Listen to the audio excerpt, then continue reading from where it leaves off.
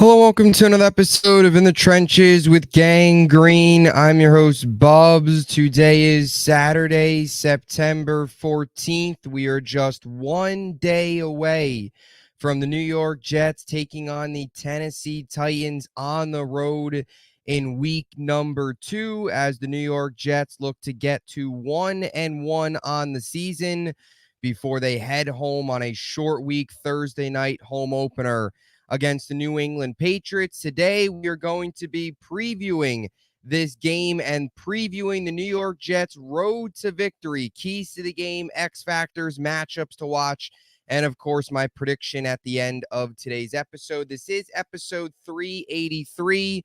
As always, thank you so much for joining, whether on YouTube or on all the different audio podcast platforms that this podcast can be found on. Today, it's a big one. The New York Jets need to find a way to get a win, go into the home opener 1-1. They've got a soft stretch here in their schedule after getting the toughest opponent of their season out of the way. They now get an opportunity to beat teams that they should beat, to beat teams that are definitely better than going into these games. So we will break down all angles of this one. Now, as always, before we begin, let me tell you about our podcast partners, and we got to start today with our friends over at Huga House. You see the hat I'm wearing right now. If you want this hat or the one that comes in black, this is a special Aaron Rodgers 20th season Huga House hat.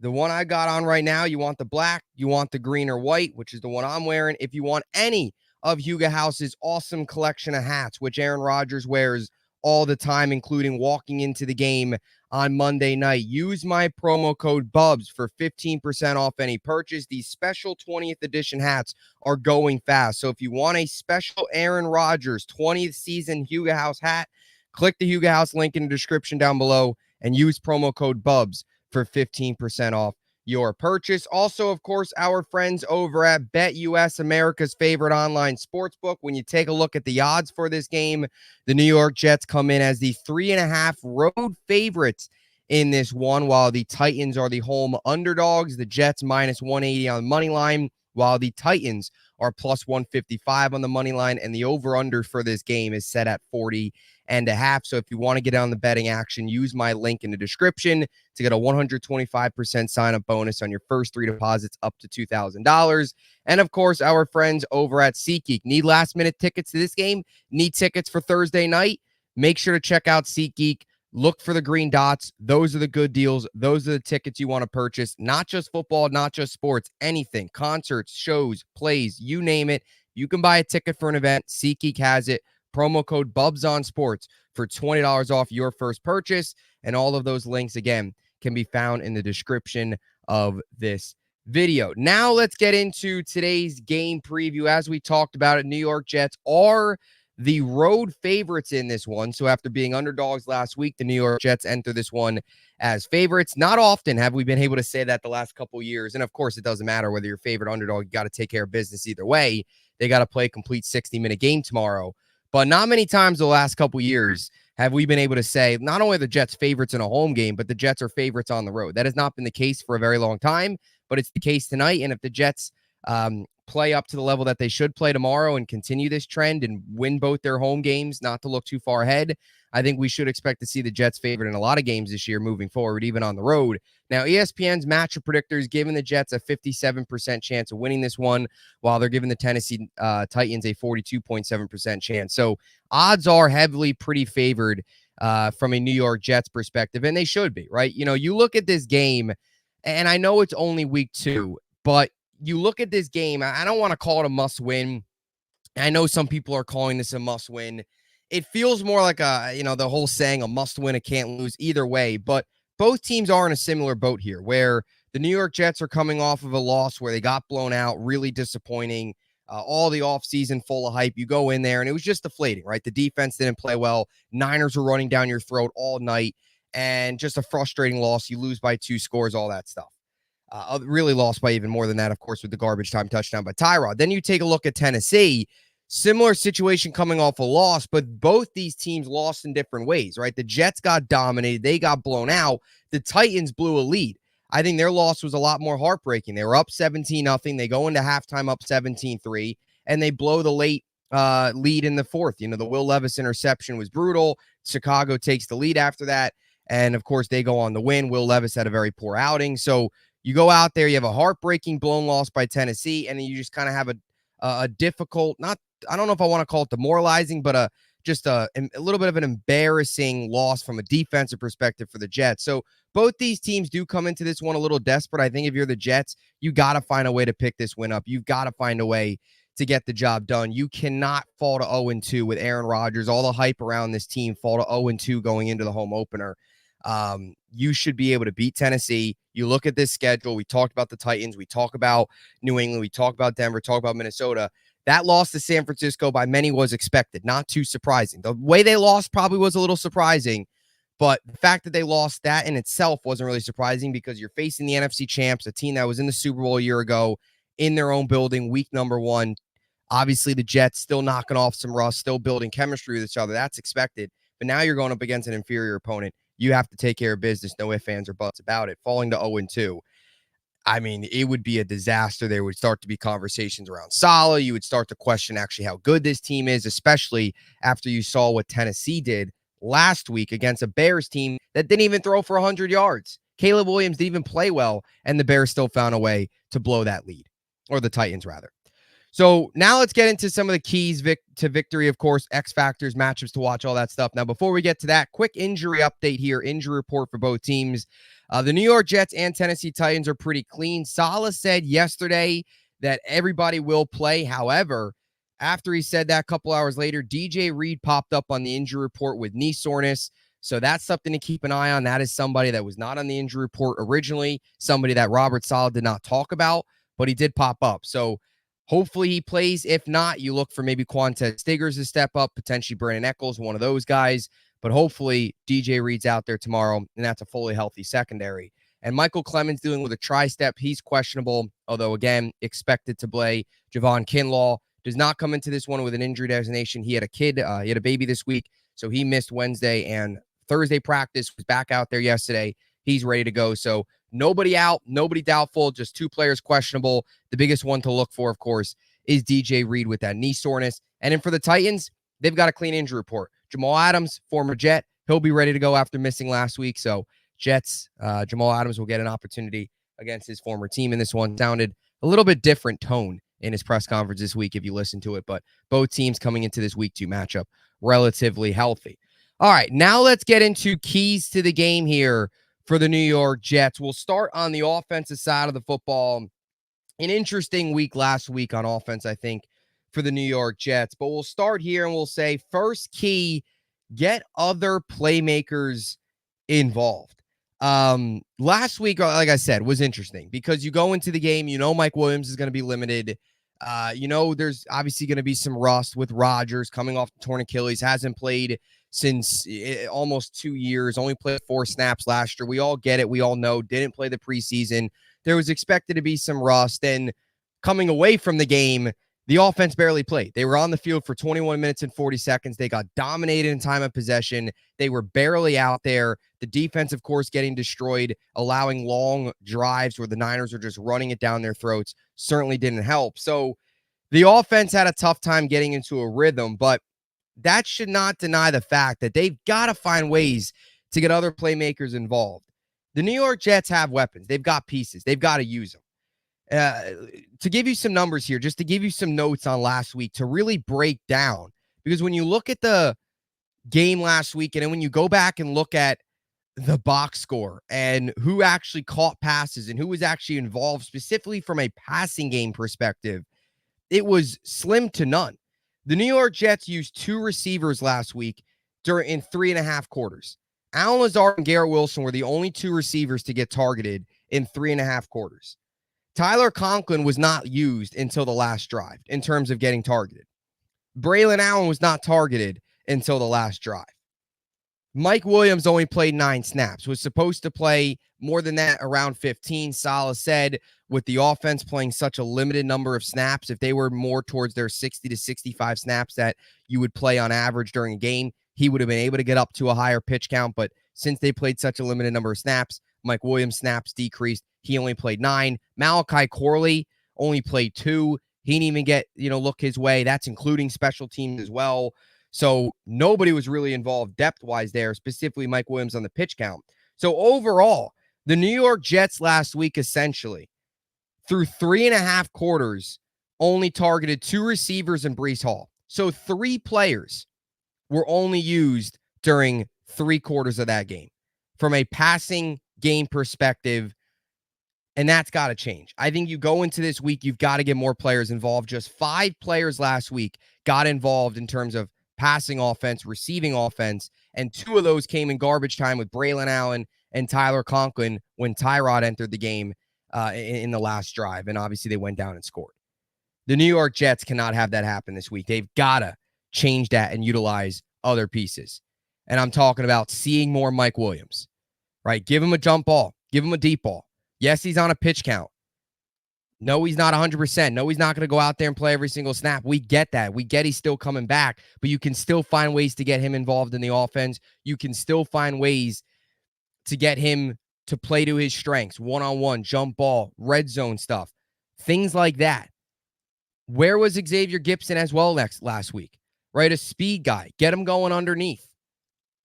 Slants, mesh routes, underneath. Those quick 4 or 5 yard throws where he can get it and utilize his speed and pick up 10 to 15 with his legs.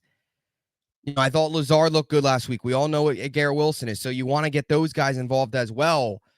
And even maybe get Malachi Core a little bit involved. Maybe not so much even in the passing game, but find ways to get him involved from a gadget perspective. A jet sweep, an end around, a screen, something like that, where you can utilize his speed, utilize his yak ability. Not the greatest route runner, still learning that. You don't have to necessarily send him out there and have him, playing all these snaps and all that, but get him involved from a gadget perspective.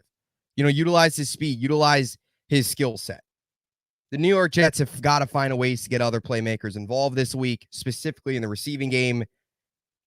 Garrett Wilson and Allen Lazard cannot be the only 2 targeted receivers tomorrow through 3 quarters. There's got to be more. Got to get Mike Williams involved. Get Xavier Gipson involved. Especially Mike Williams. Even though he's on a pitch count, he brings so much to the table for this team as a perfect complement to Garrett Wilson. We need to see him tomorrow afternoon. So that's my first key to the game. Get other playmakers involved.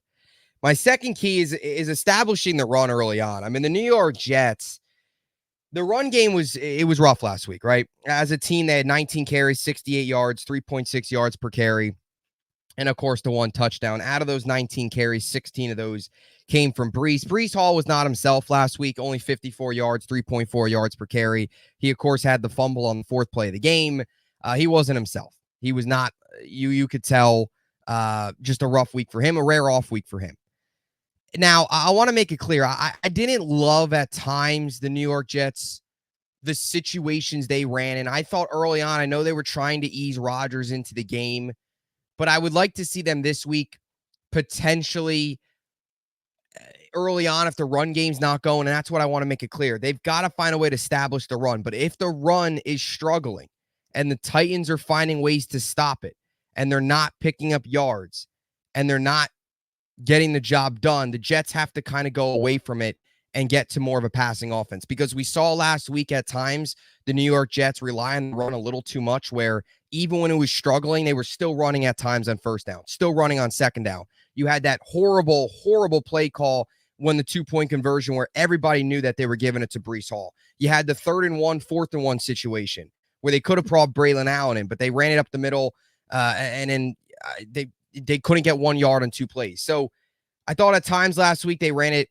even though it was struggling, they should have went to the pass in certain situations. But I think it's important this week to find a way to establish the run, because that's still the identity of this team.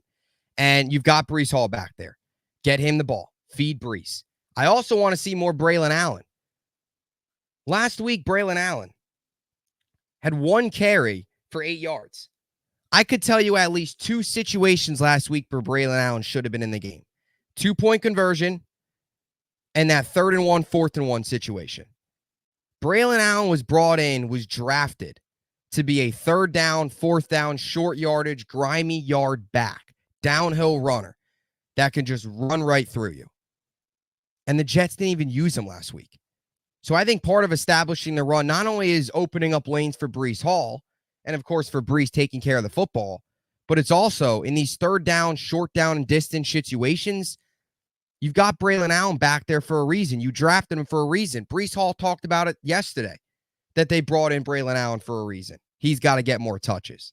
So I think all of that kind of goes into establishing the run early in this game, which is so important because it's the identity of this offense. When the run gets going, it opens up the pass and everything could start to run freely. No pun intended. So that's the second key to the game on offense. My third key, it's starting fast. Last week on the road, we knew it was going to be a grind, and my key last week for the offense was weather the early storm. Right there, we knew there was going to be some rust.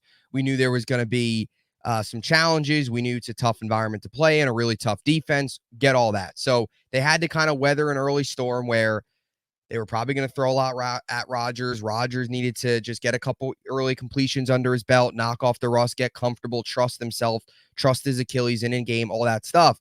This week, I think it's all about starting fast. The New York Jets last week, first half-wise, didn't do a whole lot on offense at all. And I understand part of it was they barely had the ball, right? They had 21 minutes of possession. But when you go through the Jets' first 6 drives, the 6 drives they had before halftime, it went 3 plays, 7 yards punt, 1 play, 2 yards fumble. So in their first 4 plays, they had a drop on third down by Allen Lazard, and they had a fumble by Breece Hall. That can't happen this week. Then they had that beautiful 12-play, 70-yard touchdown drive, finding Garrett Wilson, the 4 third down conversions, all that great stuff. Then 3 plays, no yards punt, 3 plays, 5 yards punt, and then they, of course, kneeled it, went into halftime. So that drive ended. Those were the 6 drives. Punt, fumble, touchdown, punt, end of half. Can't happen this week. This team, go out there, score first drive. At least get points on the first drive.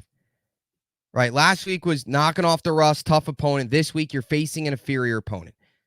Go out there and score on the first drive.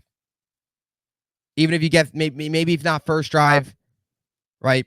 Put yourself in good field position, pin Tennessee back, 3 and out, get the ball in good field position, win the field position battle.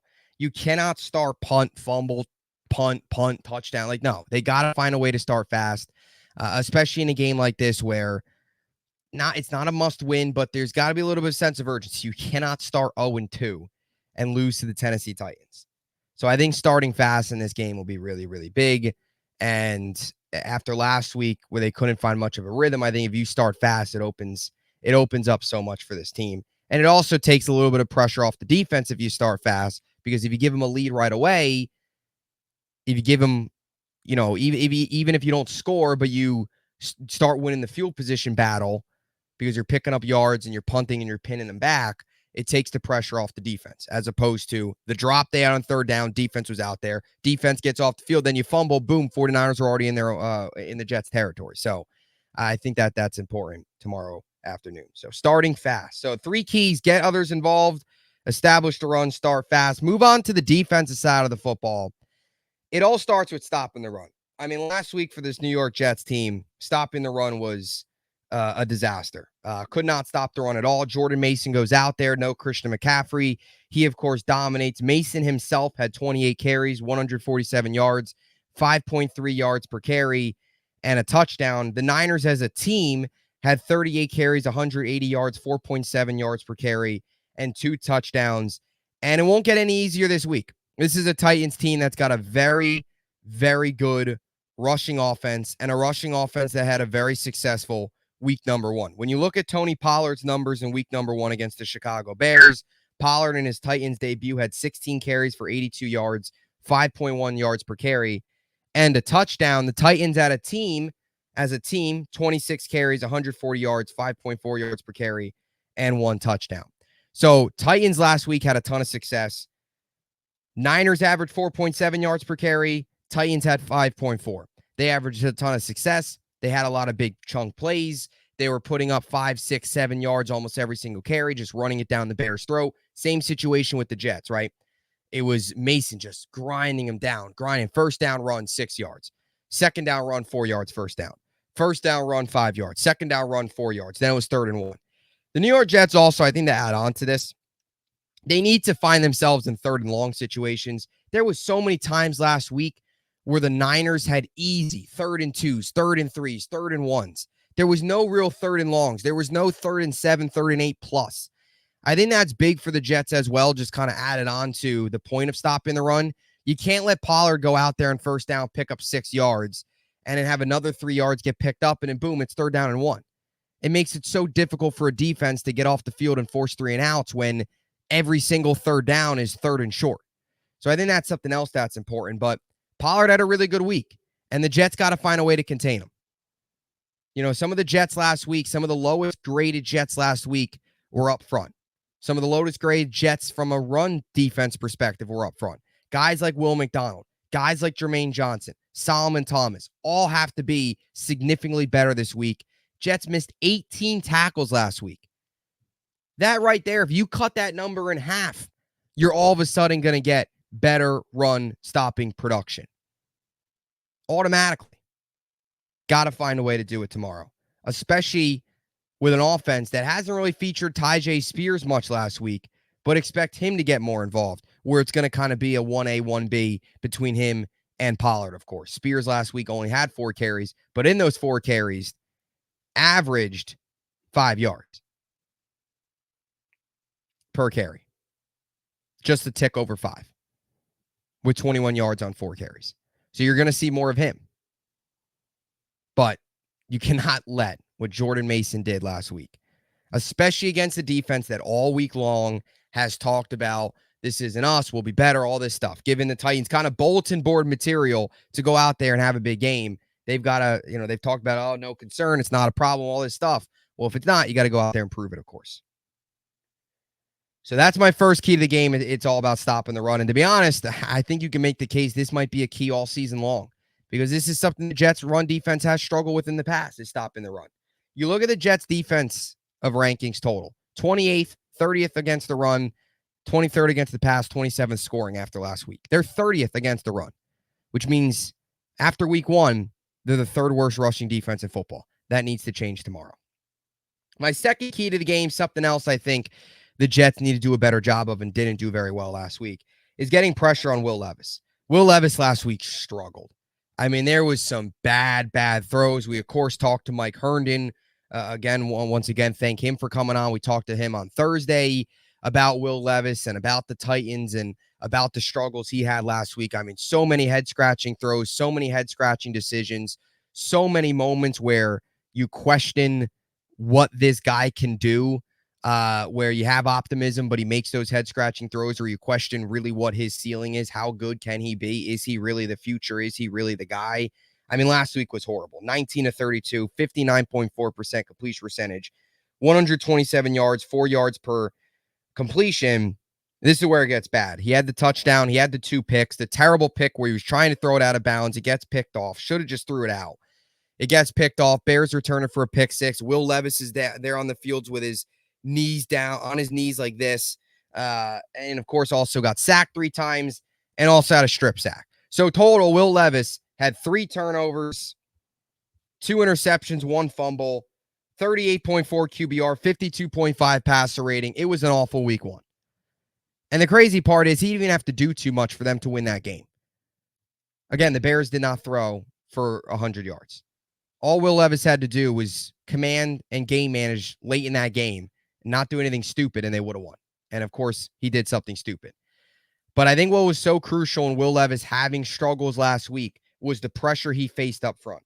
When you look at the Titans last week, their offensive line, and you look at some of the numbers, their offensive line last week was brutal from a pass protecting standpoint. Run blocking standpoint, they were pretty good, especially on that left side behind J.C. Latham, of course, first-round pick, guy that we talked about a lot, with the Jets potentially targeting with their first-round pick.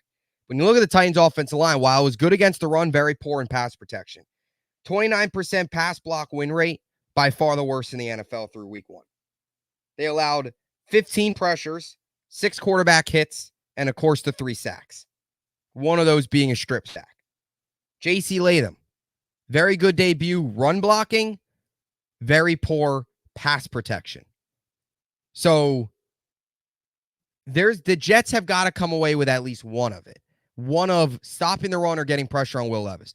You can maybe understand, all right, you want to give him a pass for not getting pressure on Brock Purdy because of the offensive scheme, because of the weapons, because of the offensive line, fine. There is no excuses if the Jets can't get pressure on Will Levis tomorrow and force him into bad decisions. No excuses whatsoever. Braden McGregor, Michael Clemens, Will McDonald, those guys have got to step up on the edge. Tack McKinley, he's got to step up. Jermaine Johnson, he's one of the big guys up front, right? He's outside of Quinnen Williams with no Hassan Reddick. He's your second best pass rusher. He needs to play significantly better. The only time we saw Jermaine Johnson last week was when he had that hands to the face penalty. Javon Kinlaw, Solomon Thomas, Quinnen Williams, everybody up front's got to step up. Last week was inexcusable. And I'm curious to see in this game if the New York Jets blitz it all. Because I talked about it in the post-game show last week that, you know, the Jets weren't getting any pressure, and watching the game, sitting there as a fan, I'm sitting there thinking, do you send a blitz? Do you try and blitz? Do something, because the Jets have always been known for, of course, under Saleh and Ulbrich, to just rush four, pin their ears back, get pressure with four. But with all the pieces they've lost up front, Hassan Reddick still holding out, that weren't able to do that last week. And if they can't do that this week, do we see the Jets maybe blitz a little bit? Do we see the Jets send Sauce on a corner blitz? Send Quincy Williams, send a safety blitz, a Chuck Clark, a Tony Adams, right? They only blitzed 98 times last year. They didn't blitz at all last week. They blitzed the least amount of times in the NFL last year. So it's not something of Ulbricht's DNA, but if you can't get pressure through the first quarter or two of this game, I think you've got to start to look at blitzing, especially against an offensive line like Tennessee, who really struggled in week number 1. And that's why, too, I think it's a perfect matchup for the Jets, because this is a Titans offensive line that's vulnerable to giving up pressure. For a defense that's struggling, looking to gain momentum and show that last week was just a one bad week, here's your perfect opportunity to prove that. My final defensive key, we talk about stopping the run. We talk about getting pressure on Will Levis. You got to watch out for this Titans wide receiver corp.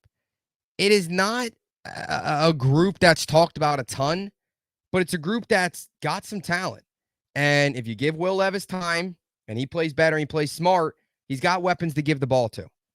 Calvin Ridley, Tyler Boyd, DeAndre Hopkins, who was in a similar situation last week as Mike Williams, was on a pitch count, only had one reception, only had one target for 8 yards.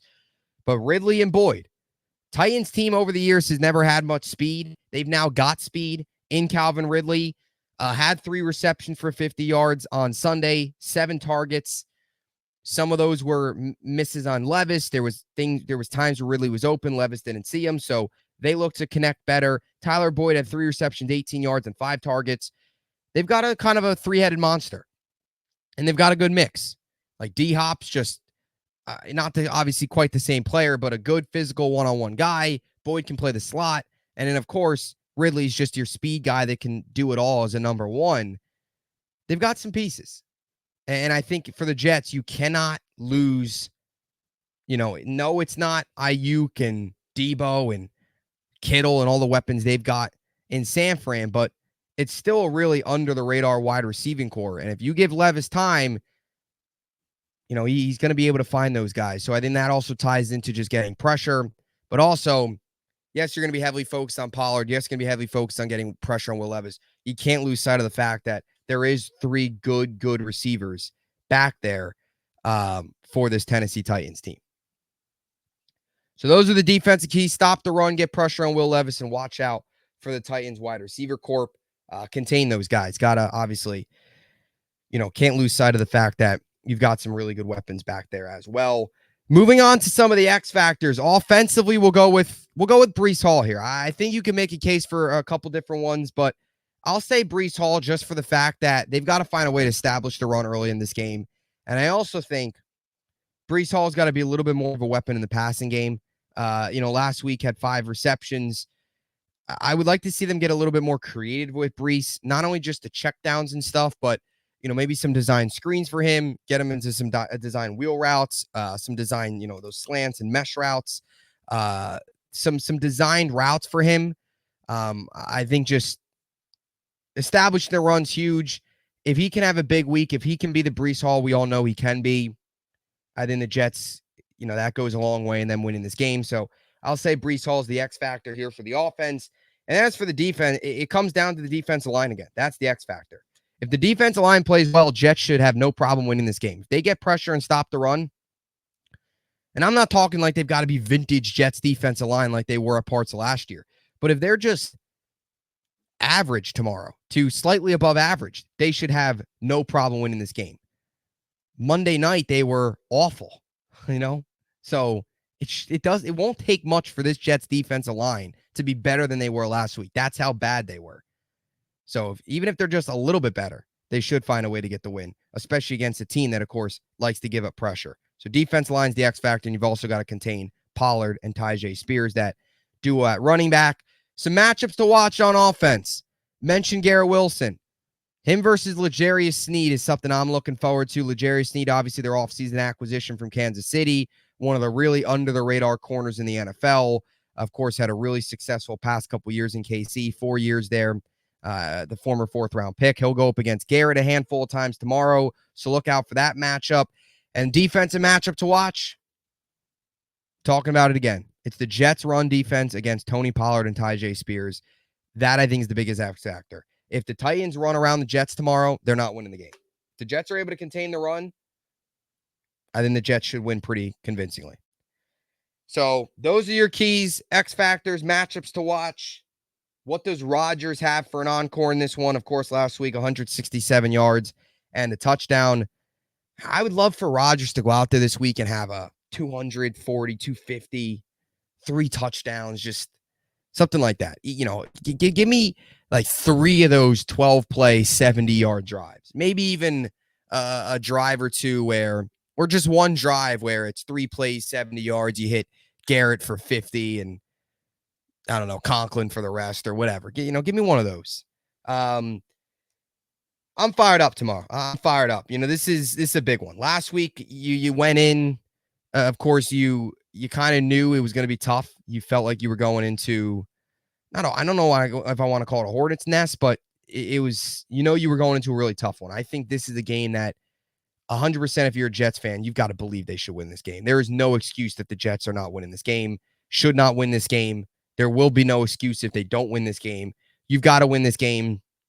I mean, you cannot start 0-2. If you start 0-2, it's just a terrible look. You start to then look at the coach. You start to look at the locker room. You start to look at the roster. You start to question a lot. As much as maybe some of the guys want to downplay, you cannot start 0-2 and lose to a team in the Tennessee Titans that you are significantly better than them at almost all phases of the game. So I'm taking the Jets tomorrow, baby. 23-14. I don't think this should be a game that we're really sweating out. It shouldn't be. Look, a W is a W. If the Jets win on a game-winning field goal by Greg DeLeg and they win 23-20, that's a W is a W. You take it, you move on. But if we're being honest, if the Jets want to consider themselves as a legitimate number, if they want to consider themselves an elite team, you would like to see them put a pretty good beating. 23-14, it's not a blowout, but you would like to see them win by 2 scores, right? You would like to see them win by 9, 10, 12, 13, maybe touchdown. A nail biter, a W's a W, right? But tomorrow would be a nice game to just beat up on a team that you're better than. So 23-14, give me the Jets. Let's go, baby. Jets, Jets. Get to 1-1 going into that Thursday night home opener against New England. That place will be crazy if the New York Jets walk away from this one with a convincing W. You get a healthy Rodgers, knock on wood. Everybody stays healthy. And I can't wait to be in the building on Thursday night for Jets Patriots. I will see you all there. So stay tuned. First, got to take care of business against the Tennessee Titans. 23-14 Jets win. Let's go. I will see you back here tomorrow right after the game for our recap pod, discussing all of my biggest takeaways from what is hopefully the first of many Jets wins here in 2024. Let's go. Jets, Jets. Enjoy the game. We will talk to you afterwards. And as always, hope you enjoyed it. And thanks for watching.